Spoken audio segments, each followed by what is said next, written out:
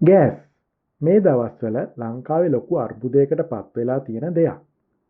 ලොකු කට්ටක් කාලා පැය ගාණක් පෝලිමේ ඉඳලා තමයි ගෑස් සිලින්ඩරයක් මිලදී ගන්න සිද්ධ වෙලා තියෙන්නේ. මේ දවස්වල ලංකාවේ ගෑස් සිලින්ඩරයක මිල ඉහළ යාම නිසා එය සාමාන්‍ය ජනතාවට දරා ගැනීමට නොහැකි තත්ත්වයක් ඇති වෙලා තියෙනවා. ඒ වගේම තමයි ලංකාව තුල පවතින ගෑස් හිඟය. ඒ නිසාත් සිලින්ඩරයක් මිලදී ගැනීමට හැකියාව තියෙන අයට එය ලබා ගැනීමට නොහැකි තත්ත්වයක් උදා වෙලා තියෙනවා. ඉතින් මම හිතුවා අද ඔයාලට ජපානයේ ගෑස් සිස්ටම් එක ගැන පොඩි හැඳින්වීමක් කරන්න. ජපානයේ ගෑස් සිස්ටම් එක නම් ටිකක් වෙනස්. ජපානයේ ප්‍රධාන වශයෙන් ගෑස් වර්ග දෙකක් භාවිතා වෙනවා. ඒ දෙක තමයි සිටි ගෑස් නොහොත් නැචුරල් ගෑස් සහ LP ගෑස් නොහොත් ලික්විඩ් පෙට්‍රෝලියම් ගෑස්. සිටි ගෑස් ගැන තව සරලව කිව්වොත් මෙහි ටෝකියෝ වල ගෙවල් වලට ගෑස් සැපෙන්නේ 80%ක් විතර උමන් නල මාර්ගයේ. ඒ කියන්නේ වතුර සැපෙන ආකාරය හා සමානව වෙනමම උමන් නල මාර්ගයක් ඉදිකර තියෙනවා. ගෑස් සිලින්ඩර්ස් වලට වඩා මේවා භාගයක් විතරම ලාභයි.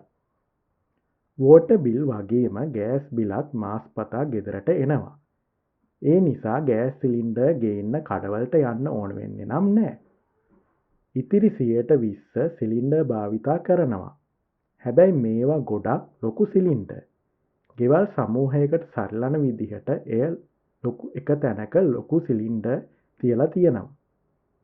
ඒ කීපයම එකට ජොයින් කරලා ගෙවල් කීපයකටම ගෑස් සැපයනවා.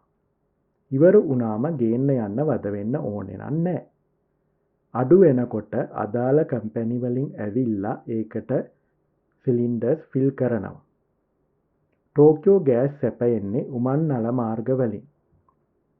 උමන් මාර්ග වලින් සැපයන ටෝකියෝ ගෑස් සිලින්ඩර් ගෑස් වලට වඩා ගොඩක් ලාභයි. එහෙනම් මම ඒ ගැන සැකසූ වීඩියෝ එක නරඹන්න.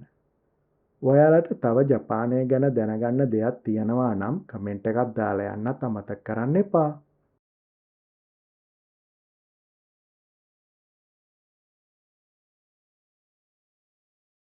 මේ තියෙන්නේ ගෙවල් වල එළියේ සවි කරලා තියෙන ගෑස් මීටර් එක.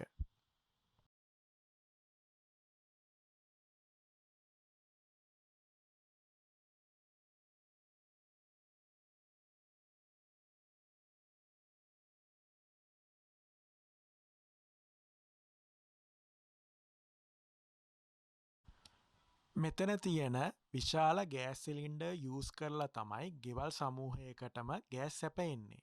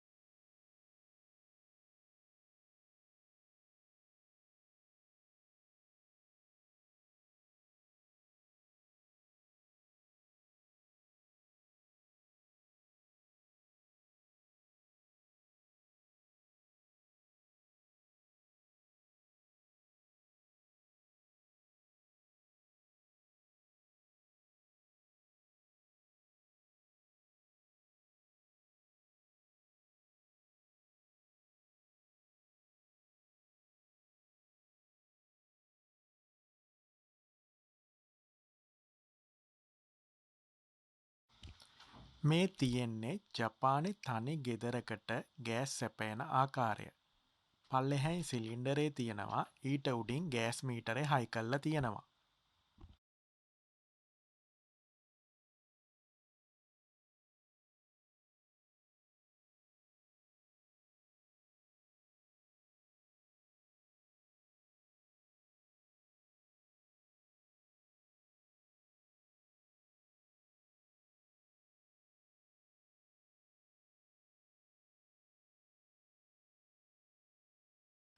මේ ගෙවල් වලට උමම් මාර්ගයෙන් තමයි ගෑස් සැපයෙන්නේ. මෙතන පල්ලෙහායින් තියෙන්නේ ගෑස් මීටර් එක. උඩ තියෙන්නේ වෝටර් හීට් කරන මැෂින් එක.